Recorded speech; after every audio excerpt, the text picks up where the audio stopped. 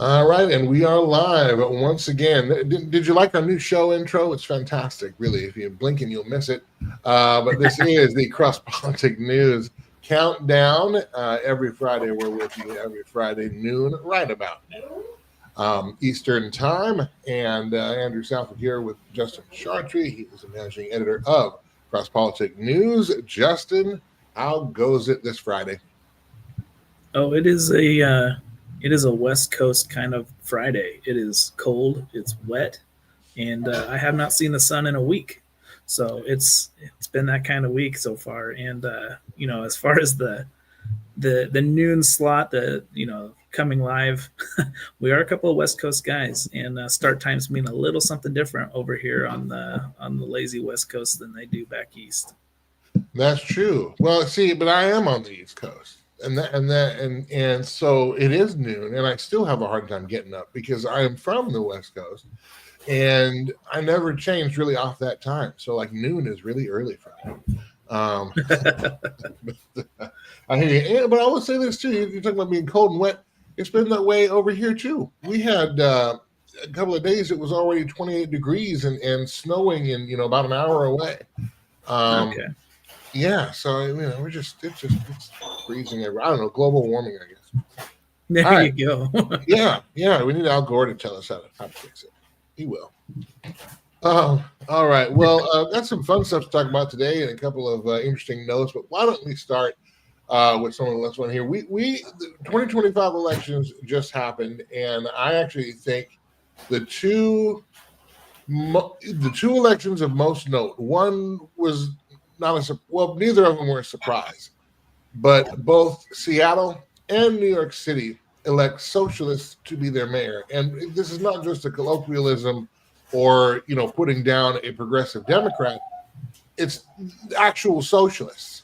And I wonder if this tells us a little bit about the worldview of a growing part of America's electorate. Let me put up one article here. This one I grabbed from Fox News.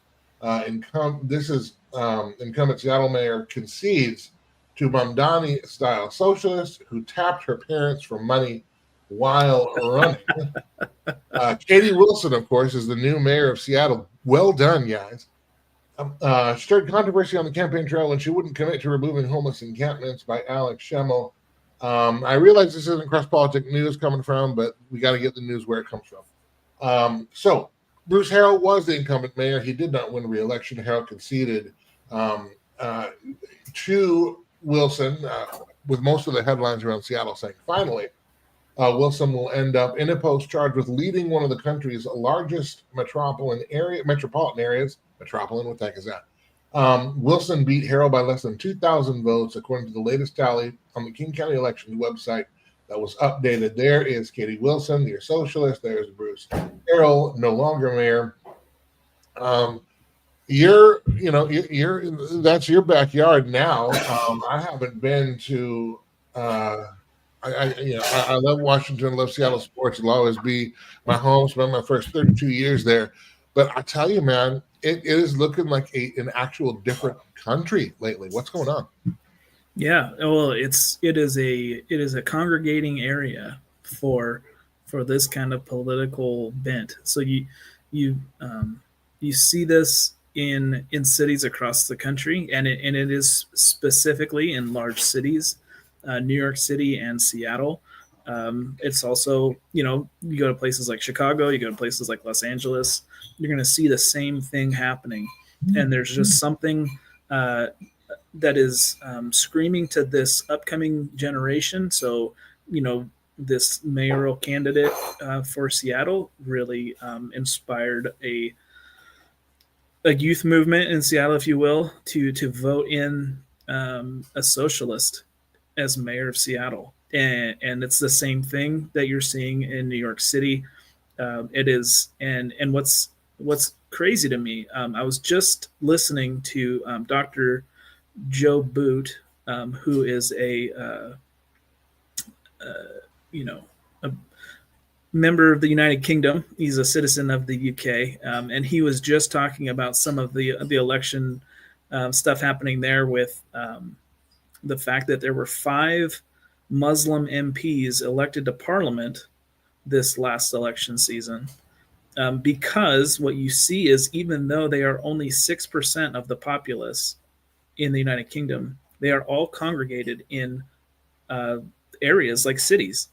And so what they end up doing is they just swamp the voter rolls in these areas that actually have huge influence in the country, and it begins to make this change. And so what you're seeing in that country is a war developing between the cities where the Muslims are congregating and out in the rural areas and the countries where it's still, almost 100%, British citizens. And I'm making this parallel because what you see in a place like Washington State is a state that, widely speaking, is conservative.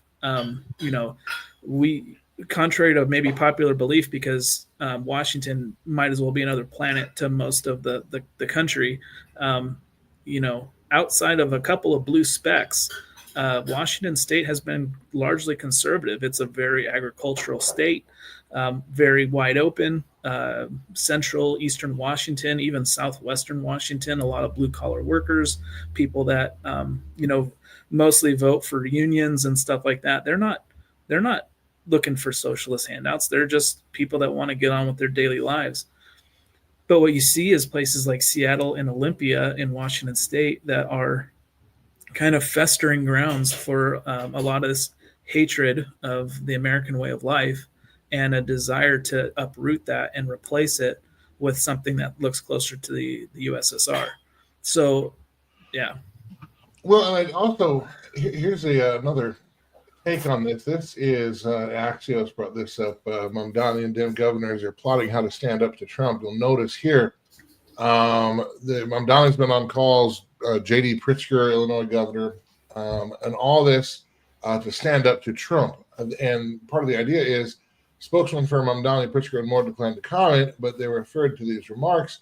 So Pritzker himself is a bulwark against the president. And there's a seeming gathering or collecting of governors who are worried that Trump is going to go in with the National Guard and take over their cities and states. Of course, these are things Trump has talked about. Whether or not he is bloviating in his mercurial way or not, we don't know. One question that I have, though, do you think, because I don't think that this is, I think this is a warning, because, we also had Virginia went straight down. You're going to have 5 more Dem House seats in California. There are rumblings of, not necessarily, I'm not going to say, a blue wave or anything like that, but that the coalition that we had, maybe going into 24, but certainly in 2016, is fractured, and it might be a pendulum swinging back the other way pretty hard. Have we made too much of our, and I mean conservatives, GOP, have we made too much of our platform about the man Trump and too little about our vision for America and how we accomplish it? Absolutely. We talked a little bit about this last week, and kind of the aftermath of the elections. You see this clearly. There's no message. The message has been Trump, and he still is the message for our opponents. So when you look at progressives and the liberals during the election cycle, the last presidential election cycle, were really caught in a trap there, between Harris and Trump, where there really wasn't a great candidate for them, that just kind of wanted to maintain that old guard liberal order. You see guys like Bill Maher start to even almost sound apologetic of Trump a little bit during that cycle, which was crazy. But you just see they're caught between this hammer and anvil, where you've got this progressive left that's just continuing to make inroads into their party. And you've got on the other side, you've just got people that are saying, we hate the progressive agenda, so we need basically a warrior, a savior, somebody to stand up to that. And Trump just had the kind of personality that was willing to say, yeah, let's take it on. But yeah, there's no governance there's no strategy. There's no, well, let's take that ball and run with it. It was just, okay, well, we stood up to the bad guys and won. So, all will be well. But, obviously this election 25 has shown us that the progressives are far from defeated. They're just regathering for the next cycle. All right. You know what, man? We need to have a little bit of fun here this week. So I know you're Seattle. I mean, I'm a Seattle guy. Seattle sports run deep. We were just talking about how far back we go with Seattle sports radio and all these things. Some other news that I think might be of even greater importance than the socialist takeover of the People's Republic of America is the travesty that occurred with the Major League. Why is that dark? What the heck? Oh, okay, hold on. There we go. Had a pop up there for a second. All right, this is not the article. I just wanted the picture up here. Cal Raleigh, 65 total home runs, including postseason, 60 in the regular season. Most as a switch hitter, most as a catcher. Aaron Judge, higher batting average. And, of course, Aaron Judge gets 17 first place votes, 13 second place, and then you can reverse those numbers. Cal got 13 first place votes, 17 second place votes. Major League Baseball has just exposed that the most valuable player is not the most valuable player. Value does not mean value to team. Value, I believe, is twofold. One, it's how much marketing. I believe MLB believes and the writers believe that you put Aaron Judge on a poster that says MVP, it will sell more units than a poster that says Cal Raleigh MVP, because everything comes down to dollars. And that's just my take on it. It always sniffs a little bit foul, but and I think that this again is not about value, but it's a popularity contest, and it's an East Coast centric popularity contest. Which actually, I looked into some of the writers who voted, and it was actually the Midwest writers, Houston and Texas, that voted for Judge and not for Raleigh. So then, of course, oh my goodness, these are teams in our division. Are those writers getting back at Cal Raleigh? No, I don't live on that deep, but because there was there was an idea floated that East Coast, Brock and Salk even said it on the show, that East Coast, there's an East Coast bias. Brock put out Brock Heward, host of Brock and Salk, co-host of Brock and Salk on 710 ESPN, said that there's an East Coast bias. They don't watch the Mariners. They those writers don't know anything. But where the difference came from was actually out of the state of Texas in terms of the sports writers who voted for Aaron Judge. Do you think that Major League Baseball's MVP has anything to do with value to team? Because if you talk about where would the Mariners be without Cal Raleigh last year? They would not be winning the West. And it's not that only Cal Raleigh does it, but his value to the team far exceeds Judge's value to the team for the Yankees. Wouldn't you agree? And does the MVP have anything to do with value, or are we just popularity contests, and can we market this in a way that will monetize nicely for us? Yeah, I mean, where do you want me to start? There's a million different directions I could go with this in terms of Cal Raleigh's value to the Seattle Mariners throughout the 2025 season versus the value of an Aaron Judge to the Yankees in 2025. I'm just going to start here, and I'll say this.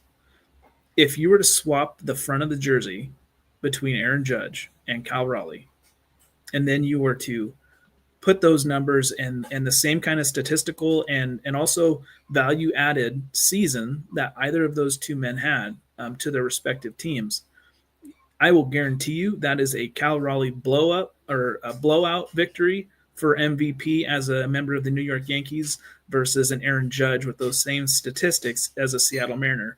How do I know this? Because Ken Griffey Jr., I'm still sour about this, got robbed of the 1997 MVP honors. Yes, he did. Having a statistical season very similar to that of Aaron Judge. So I know from experience that sports writers and people do not care about what happens in Seattle. That's just a fact. So there's that aspect of it. The other part that you're mentioning about the league having a vested interest in an Aaron Judge winning an MVP is very clear by the fact that they have already been pushing how amazing this is for baseball to have Aaron Judge and Shohei Ohtani be the first MVPs, American League, National League repeat 2 years in a row. So they are hard selling these two guys as the the face of the league. And so for them, there's clearly an interest in propping up an Aaron Judge as the American League equivalent of a Shohei Ohtani, who has obviously taken the National League by storm since becoming a member of the Dodgers. I also found and I'm looking for this here because I forget his name. I also found the manager of the year to be a little suspect, not necessarily because Dan Wilson didn't get it. I can see why Dan Wilson wouldn't. And I think the narrative that emerged on Dan Wilson was managerial decisions late in games when it came to pitching. And I think, you know what I mean? And I think we saw that in both their playoff series in Detroit and against Toronto, but particularly that Game 7 of the ALCS. I think that's what did him in. If he elects to go with Bryce Miller, I'm sorry, if he elects to go with Bryce Miller there, and maybe that turns around. That doesn't mean that Miller would have shut down the Blue Jays, but he was by far the best pitcher for the Mariners in that series. Nonetheless, he comes in third, he being Dan Wilson. Stephen Vogt comes in, Cleveland Guardians manager. Let me bring this up. Just so you can see a picture of his lovely face. That's all. Here we go. There he is. He is manager of the year, Cleveland Guardians, which is also weird because I realized the Guardians had a good regular season, but I don't remember. I realized, and the votes happened in the regular season. Should MVP, manager of the year, should these kind of season votes take place at all? Maybe, is recency bias too much to have them happen in the postseason? Or should they wait maybe till after the first round because you have a manager of the year? And I guess, if you went from last to second and you're like a most improved team, I can see that, or a first-year manager really turning around the team. But for all intents and purposes, Dan Wilson is a first-year manager right now and brought a team that's always been one game out of the playoffs the past few years. And prior to that, had the longest playoff drought of any active professional sports organization in the created universe. He brought them to first place and a dominant first place in the regular season. If we're just voting on the regular season, wouldn't Dan Wilson be right up there? I mean, it just, but should we wait? Because the Guardians, I don't, they weren't hanging around in the postseason. So I believe, and you can correct me if I'm wrong, but I believe all votes do have to be shipped into the league office prior to the opening series of the playoffs. I believe that is the requirement.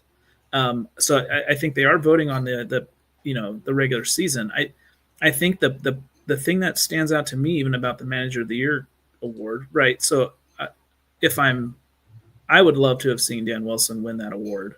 You're the first Mariner manager to win the division since 2001. As you mentioned, you've chronicled the long history of agony of the last quarter century, where there has not been any. There's 2022 was the first playoffs that that team achieved since the 2001 record-breaking season. So there's that part of it. There's also the fact that they took the West. They didn't just back into it; they took it. You cannot say the same for the Cleveland Guardians. I'm still, what? I'm an old soul at heart. They are the Cleveland Indians. They are always. Put that on record. But you have the Detroit Tigers have an epic collapse that led to the Guardians backing into that first place. In the Central, that didn't happen for Seattle. Seattle went and took it. They went and grabbed it from the Houston Astros, who were reeling, but by no means were they seeing that same kind of collapse that the Tigers did. But doesn't this lend a little bit of weight to the anti-Seattle bias of media surrounding sports really in America. That there just seems to be Seattle's up there in the corner. It's South Alaska, and we but then at the same time, we do have a Seattle tendency to kind of get in our own way when we have opportunities under the bright lights. And so maybe it's because we haven't strung together enough seasons of winning to have the kind of pedigree, or reputation that the other major market cities have. But it does seem to me, I mean, again, you just laid out a great case for why Dan Wilson should have been manager of the year. For crying out loud, Lou Piniella should have been manager of the year about 4 times. Yeah, While he was here and looked over, especially the 95 season, if not 01, but and again, if these votes are coming in the regular season, who was better? Who was better at the end of the season than the Mariners? No one in the league. Yeah, the September that the Mariners had was 18 out of 19 wins in a row. I mean, you take out the last weekend of the season when they, pretty much pulled every starter they had and lost the 3 in a row to the Dodgers. Yeah. There's no other team that was hotter than the Mariners. I mean, the Guardians had a very good September as well that helped them take the Central. But, you're looking at, to me, the case for Dan Wilson was far stronger, which again leads me back to the Cal Raleigh, debacle here. You look at that lineup that was surrounding Aaron Judge. You've got, Stanton on that lineup. You've got Bellinger. You've got Goldschmidt. You've got Jazz Chisholm. You've got, I could keep going. The lineup in that, they were crazy. The Yankees lineup is one of the strongest in the league, and yet they're finishing second place to the Blue Jays in the East. Meanwhile, the Mariners, who do you have as lineup protection for Cal Raleigh? You had Julio Rodriguez for most of the season, and he didn't even get going until after the All-Star break. Right. And then you add the late pieces of Naylor and Suarez. The Mariners are not even close to the playoffs without Cal Raleigh having that kind of a Herculean first half and a season that by far statistically outpaced anybody at his position.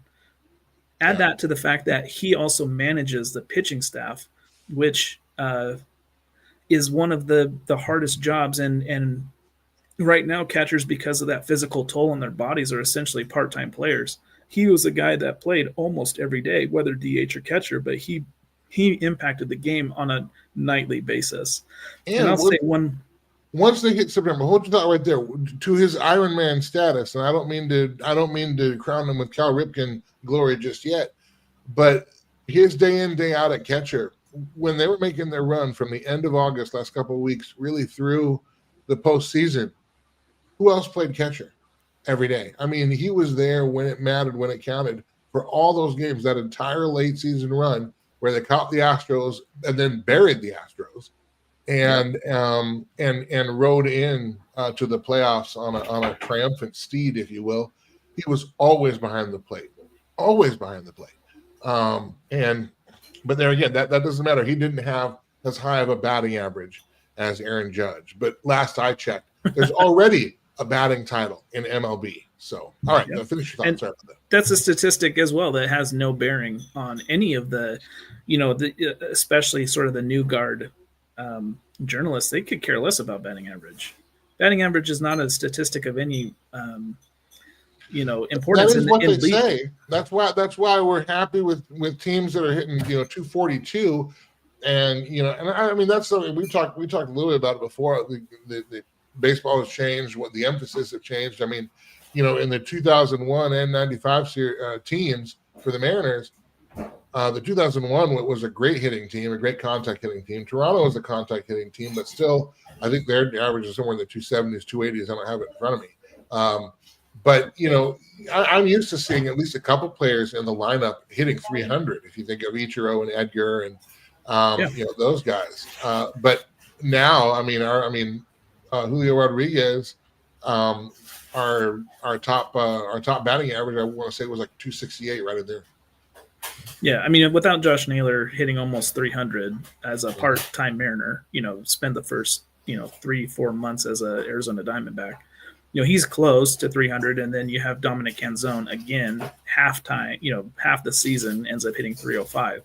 That's your top batting average. But as far as impact players go, yeah, Julio Rodriguez hitting roughly 270, which is his career average, and Cal Raleigh hitting 250 as a catcher, again, with that wear and tear on his body. But the big number for him, obviously, is 60. You hit 60 home runs in a season. You break the records of the likes of Mickey Mantle and Salvador Perez as the most home runs by a catcher. You break Ken Griffey Jr.'s record as the most home runs by a Mariner. You pass guys like Johnny Bench. You're making history. And on top of that, you are playing a position daily that is the biggest wear and tear in the game. And the person you're going against, by the way, took a 2 to 3 week siesta during the stretch run. Aaron Judge out with his own injuries, and obviously he makes an impact in the outfield for the Yankees. But I mean, we're comparing apples to oranges. How does this end up being the outcome when clearly one man has impacted his team for the 162 far more than the other? Hold on, I'm looking for a picture here. I want to bring this up. Give me 1 second. Let me see if I can get this in or something. Give it to me. You won't wait. There is an image. I just want this will encapsulate the whole thing, what we're talking about. Oh, by the way, as I'm mentioning this, how many pass balls did Cal Raleigh have in the regular season? Was it 0? Oh, yeah. It was 0. It was 0. And I'm telling you this for this reason. I'm going to have to just bring this up, and you're going to have to look at it on my regular screen. But this is a picture that pretty much sums all this. Let me show you this here. Look at that picture that's highlighted in the middle. Where's Aaron Judge's glove? Where's the ball? And there's more. That's not the only one. There's more. And I'm not saying anything about, for crying out loud, if I go out there in the outfield, I'm not catching one ball, not one, ever. So I'm not at all saying that, but for crying out loud, you're looking at the actual play, you're looking at the impact they made. Judge has batting average over Cal Raleigh. That's about it. So this effectively was his highest batting average MVP. And that's why I said it's got to be marketing, because it's not impact. It's not impact on the team. It's not the season that they had as a whole. It's not defense. It's not managing a pitching staff. It's not hitting 60 home runs. It's either got to be a statistical award or a narrative award. It has to be one or the other. But it seems like baseball writers seem to take whatever's convenient for the league, and that's the part that seems disgusting to me, especially because when we were growing up, the big three statistics were batting average, home runs, RBIs. Who had 2 of those 3 this year? Cal Raleigh. Yeah. Okay. So he loses out on batting average. Okay. So it's not statistically then because Judge had 1 of those 3. Is it narrative? Again, Cal Raleigh, narrative, plays the catcher every day, runs the pitching staff, leads the Mariners to their first AL West title in a quarter century. So narrative again seems to be Cal Raleigh. So where do we end up with Judge? Name recognition 1, and New York 2.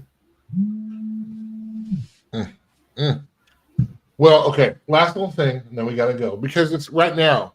Oh, with that said, I posted yesterday on Facebook, and I know nobody uses that except our grandmas anymore, but nonetheless, I posted on Facebook because the Cal Raleigh MVP decision, everybody's crestfallen. I didn't hear about it till late, so by the time I got on social media and was looking at this stuff last night, everybody rightly incredulous. Okay, but I noticed something because I saw the voting and how the voting broke down, and there was only one team that had 2 players in the top 10 of MVP voting this year. Do you know what team that is?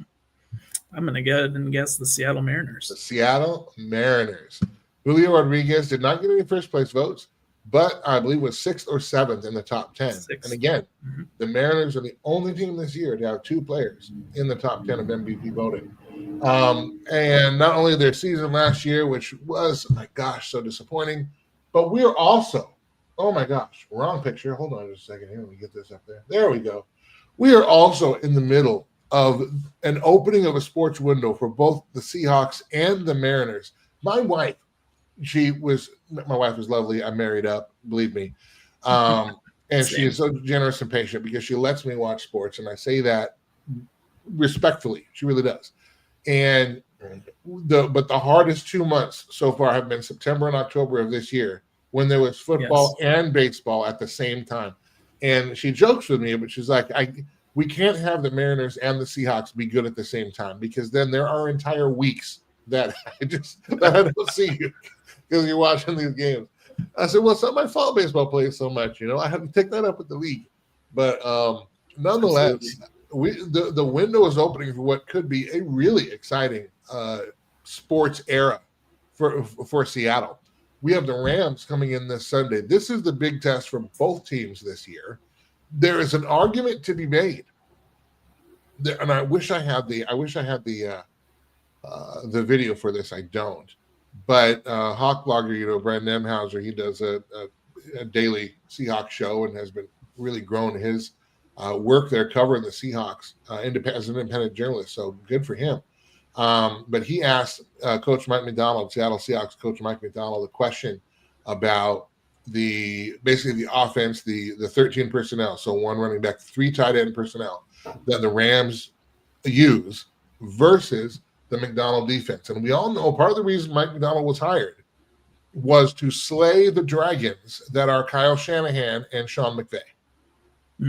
That we had to get better in the West. We had to be way more competitive in the West than we were. And Macdonald is the defensive antidote to the offensive sorcery. And I won't say wizardry. I believe it is sorcery because it is the dark arts that works, that propels the 49ers and the Rams to their recent success over the past 10 years. And when Macdonald answered the question as to how the Seahawks would match up, he was actually smiling when he got to the 3 tight end looks of the Rams. There's an argument to be made that our defense, because of the disguises that we're able to do, and because players like Nick Emenwari, a rookie who was already as good as he is, can be so effective in nickel, that the Rams are going to have a hard time doing what they normally do against us. And with their suspect secondary, and now that we know that JSN can get open, inside of a soup can. And I'm blanking on his name. Rashid Shaheed is a burner down the field. That we have opportunities to open up the passing game. It takes some deep shots, but if you remember last season, as bad as last season was, when the Rams were here in Seattle and Geno Smith was throwing red zone interceptions. Remember, he threw 2 in that game. One of them that was returned almost the length of the field for a touchdown. The regulation time, the Rams scored 13 points, and again, 7 of those off of that pick 6, and that was last year when we weren't that good because it was still the fumes of Pete Carroll and figuring out Mike Macdonald. We are better this year. Our offensive line is better this year. Hats off to the coaches. I'm not nervous because it is the Rams and weird things happen against the Rams, but I am the most anticipatory that I have been in a long time, looking toward an actual marquee matchup to see them to put up the measuring stick. Are the Seahawks 7-2 really 7-2? Are we really in first place in the West? I'm looking forward to this, and I actually think we have a better than not chance, even though the betting line would say otherwise. Yeah, I think so. Something you said made me laugh because you said Macdonald was brought in to slay the dragons of Shanahan and McVay. Thank you. Mm-hmm. I feel like Father Time just slew Shanahan. I would love to say that Macdonald had something to do with that, but that week 1 loss is still smarts a little bit. But as far as this weekend goes, I am excited to say that the most the game to watch in the NFL is Rams Seahawks, and it's going to happen again, and it could happen a third time. These are two teams that are not just winning, but they are winning in very brutal fashion against their opponents. Last week, Sam Darnold threw 2 passes in the second half. I think they went ahead and just wore down the will of the Arizona Cardinals through the ground, and it just was a thing of beauty. And so this weekend too, you get some of the best storylines that the NFL has to offer, which is kind of ironic because it is not a premier time slot, nor is it a premier broadcasting team that's going to cover this game. It's almost an afterthought. However, you've got Sam Darnold resurrecting his career for a second straight season against Matt Stafford, who just seems to, again, thwart Father Time himself. You've got JSN versus Puka Nacua, two of the most sterling wide receivers that the NFL has to offer right now. And you've got two defenses that are just making people look silly out there. So it is strength on strength. I think I've heard the only notable difference between the two teams right now is that the Seahawks are very near the top of special teams and the Rams are near the bottom. Other than that, it is, again, strength on strength. Here's one more difference. And I just learned this factoid last night. The Seahawks pass rush, primarily just with their 4-man front, they have the most quarterback pressures of any team in the NFL since that stat has been recorded. And that's about 25 years. So this is the best the NFL has ever seen at those pressures. And if they can do that with their front 4, then, our back 7 means that we're locking that down. It means we're making Matt Stafford hold on to the ball that extra 1.5 seconds that he doesn't want to. And again, I go back to last season. We really should have won that game last year. We should have won the West if not for our friend who likes to serve turnovers. Plenty of apple turnovers to go around. I won't name his name, but he wears number 7 or did. Anyway, aside from the fact, I just think that I think that's a bigger advantage than we realize. I do think our offensive line is going to have their hands full against their defensive front, but and they may put us in a situation, if they go too high safeties, maybe it's like, hey, you have to run it on us to for us to give you that single high safety look that you want. I actually think we can rise to that challenge. Garbage time, but second half of the game last week, Cardinals game, I think we only tried 2 pass attempts. One was that weird interception again off of a helmet. But we ended up running for more than 200 yards and ended up finishing at 198 or 196 because of the kneel downs at the end of the game. We can do it, and I think we will. Let's do this. Last time I want to get some predictions, because last time we called predictions, we actually nailed it. We nailed it. We were the best in the country at this. I'll tell you right now. So let's do that again. I want to toss it to you for this. Finish the sentence. The Seattle Seahawks win if, the Seattle Seahawks lose if, and then give us a hot take, a hot prediction for the game Sunday. I don't know, a player achievement, scoring line. Go for it. Yeah, so I think the Seahawks win if the offense is able to score more than, we'll say, 13 points. I think if we can score 2 touchdowns, that gives us. I almost thought you were going to say the Seahawks win if their offense scores more than the Rams. I was like, well, that's not okay. Sir, yeah, sorry. So more than so if we can hit the 14-point mark, I think that the Seahawks defense is actually, because again, strength on strength, it's going to be a tough sledding for either team. I think it's going to be a low-scoring battle, and whoever is able to score above that, try and stay out of field goals and put touchdowns on the board is going to be the winner here. So I think that's the key for the Seahawks winning. I think the Seahawks lose if, it's easy enough to say, they lose the turnover battle. Sam Darnold, everyone remembers that epic collapse last year in the playoffs. facing that immense pressure and losing the ball. Those are things that the Seahawks cannot afford. And you mentioned already, I will say his name, Geno Smith, served up all those turnovers and lost the Seahawks that massive game. Something he's still doing for the Las Vegas Raiders. He's nothing if not consistent. True to form. So I think that the turnover battle is vitally important for the Seahawks to win. And if they don't win that turnover battle, they will lose the game. As far as my, I guess who I'm looking at this, I don't know that there's a Geno Suarez grand slam in this prediction, but I will say I believe because of the you're mentioning 2 high safeties, you're talking about clamping down on the run game, which the Rams do very well. Talking about trying to bracket like a JSN and try to keep the top on Shaheed. I look for Cooper Kupp. Now I believe fully healthy, or at least as close to it as his body will allow, to be a big factor for this game, coming near or going over. I'm going to say he's going to hit 100 yards receiving, and he will have at least 1 touchdown. And I will say he will have the second touchdown that will put the Seahawks over the top. If Cooper Kupp has 100 yards and 2 touchdowns, the Seahawks have won the game right there. If he does that well, and I'm not saying that's because he's bad. I just think I wanted Cooper Kupp to put on the number 10 and play defense, thinking that Matt Stafford might get confused and throw to him.